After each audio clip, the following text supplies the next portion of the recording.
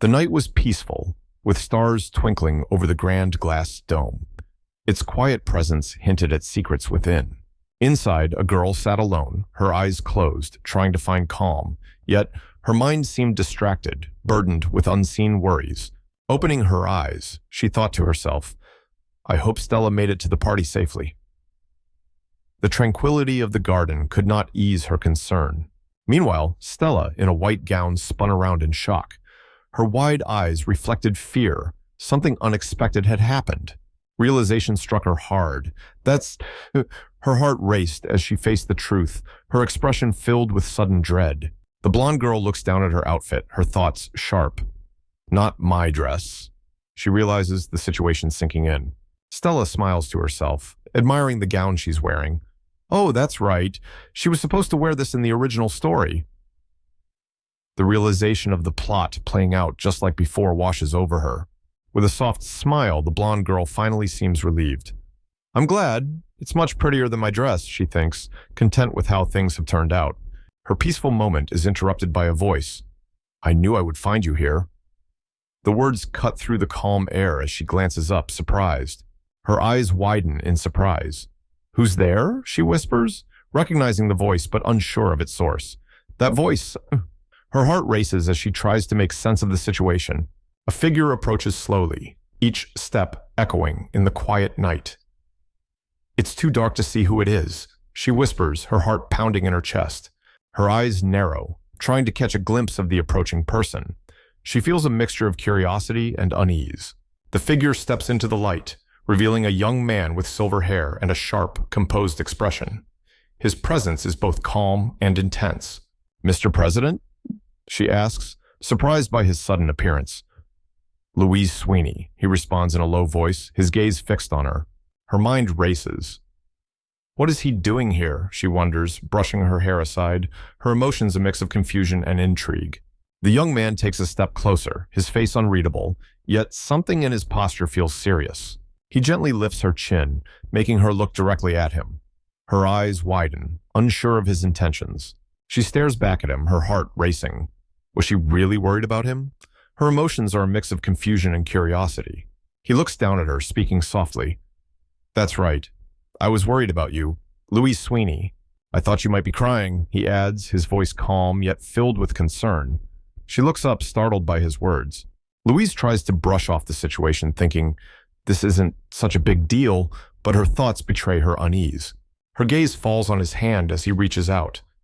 He's calling me his fiancé again. Is he teasing me for what happened earlier? She wonders. He extends his hand, his voice steady. Now, this way, he says. Confused, she asks, are you asking me to dance? A playful smile forms on his face. Have you forgotten that I'm your amazing ballroom dance teacher?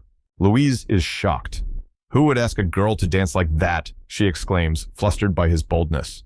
Louise hesitates, clearing her throat nervously. I'd like to ask you for a favor too. If you meet my mother during summer vacation, could you tell her I danced amazingly at the academy, she asks, hopeful. With a soft smile, he responds, that all depends on how well you dance with me now. Louise glances at his hand, unsure. I know I shouldn't take his hand, she thinks, trying to resist the pull.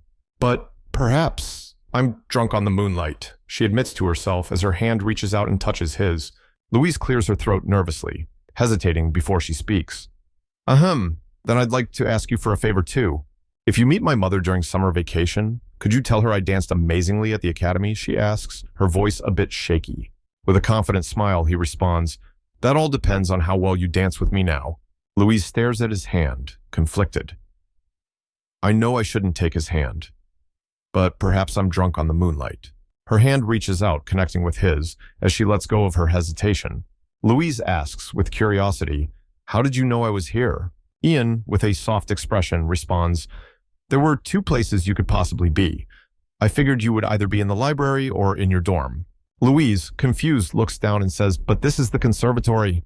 Ian continues, I ran into my cousin in the dorm, explaining his reason for being there. Louise, still processing, softly whispers, Simon, as they continue dancing, her thoughts clouded with questions. As Louise is drawn closer by the man, she feels a sudden rush of confusion and uncertainty, wondering if it's too late to change her mind. Louise, clearly flustered, suddenly remarks that there is no music playing, questioning herself why she even mentioned that. The man responds with a calm yet stern look, asking Louise if the absence of music is really important at this moment, making her second-guess her awkwardness. Louise finds herself perplexed, thinking this situation strange and wondering if this particular scene was ever part of the original novel she remembers. Still confused, Louise questions whether such a moment between them was meant to happen as her uncertainty grows stronger. Under the glow of a full moon, the atmosphere feels serene. The moonlight adds a soft, romantic touch, setting the perfect mood for Louise and Ian as they share a quiet moment together. Louise and Ian pause in their dance, their feet stopping mid-movement. The stillness suggests a moment of hesitation or reflection, as if something important is about to happen or be said. Ian squeezes Louise's hand gently, offering her comfort and reassurance. This small gesture shows the growing bond between them, hinting at deeper emotions. Louise looks down at her hands, her heart racing. The batum sound reflects her increasing nervousness as she processes the meaning behind Ian's touch, realizing her feelings for him are growing stronger. Louise's thoughts race as she wonders why she feels so warm despite the cool night. Her confusion reveals the depth of her emotions for Ian as she becomes more aware of her budding affection for him. Louise and Ian stand facing each other in a moment of silence, creating a sense of tension between them as they try to process the situation. Louise, feeling nervous, reminds herself of who she is, Louise Sweeney, trying to maintain her composure despite the fluttering in her heart. Determined not to let her emotions get the best of her, Louise mentally reinforces the need to keep her guard up around Ian. With a bright smile, Louise tries to ease the tension by asking Ian, "Aren't you going back to the party?" Ian, slightly amused, responds that he should return, mentioning how several students are keen on keeping her flower arrangements and playfully asks if she gave permission for it. Ian tells Louise he managed to convince Professor Rayson to allow the arrangements, and Louise wonders if Ian did the negotiating. Ian proudly says no one else could have pulled it off, and Louise praises him. Ian mentions she will be busy starting tomorrow. Louise asks why she'll be busy, confused by Ian's statement. Ian explains the students who won her flower arrangements don't know how to take care of them. Ian offers to visit the students and teach them how to care for the flowers, if Louise gives him their names. Ian, with a gentle smile, looks at Louise and says that by helping more students, she will become more well-known among them. Louise reflects on Ian's actions and realizes that Ian allowed the students to take her flowers as a thoughtful gesture for her sake. Ian, standing at a distance, expresses that it's the least he could do for his fiancée and childhood friend. He seems sincere in his care for Louise. The scene concludes with Ian acknowledging their strong bond as childhood friends, highlighting their close and meaningful connection. The final panel shows the title of the series, The Male Lead's Girlfriend, marking the end of this chapter. Louise is puzzled as she checks a list, noticing a surprising name on it. Her curiosity drives her to knock on the door to investigate further. After knocking, Louise stands in silence as no one responds. She's unsure if someone is inside, but she waits patiently. Louise opens the door slightly, peeking in and nervously addressing the person inside as Mr. President. She makes it clear that she knocked before entering, showing her caution.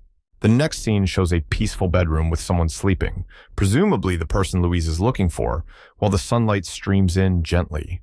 The image shifts to a close-up of clothes discarded on the floor, suggesting that the person inside may have rushed to bed after a long day.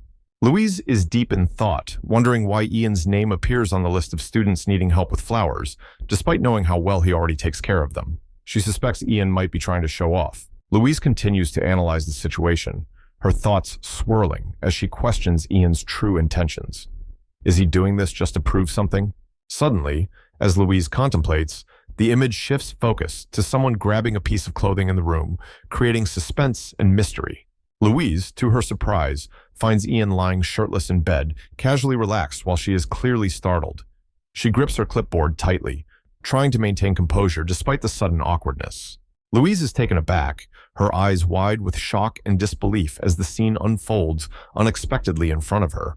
Louise notices Ian, who seems more relaxed than she expected. She wonders how much Ian undressed, slightly shocked at the sight of his bare torso. Ian teases Louise by referring to her as his partner. Louise is startled and confused, asking why he would call her that. Ian clarifies by saying she's his dance partner, trying to downplay the tension. Louise is still puzzled, not fully understanding the joke. Ian responds to her confusion, asking if he should rephrase it, while Louise looks at him expectantly. Louise, still flustered, sits on the bed next to Ian, who gently asks her not to leave.